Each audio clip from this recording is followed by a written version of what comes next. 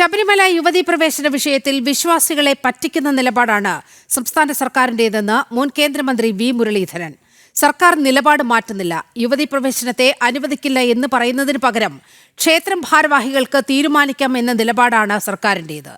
ക്ഷേത്രാചാരങ്ങളിൽ സർക്കാരോ കോടതിയോ ഇടപെടാൻ പാടില്ലെന്ന് സർക്കാർ പറയുമോ എന്നും മുരളീധരൻ ചോദിച്ചു. അതേസമയം LPG വിഷയത്തിൽ കേന്ദ്ര സർക്കാർ ഇടപെടൽ നടത്തുന്നുണ്ടെന്നും സംഘർഷം ഇന്ത്യയെ ബാധിക്കില്ലെന്ന് ഉറപ്പുവരുത്തുന്നുണ്ടെന്നും അദ്ദേഹം പറഞ്ഞു. സർക്കാർ നേരത്തെ എടുത്ത നിലപാട് യുവതീ പ്രവേശനത്തിന് അനുകൂലമായിരുന്നു.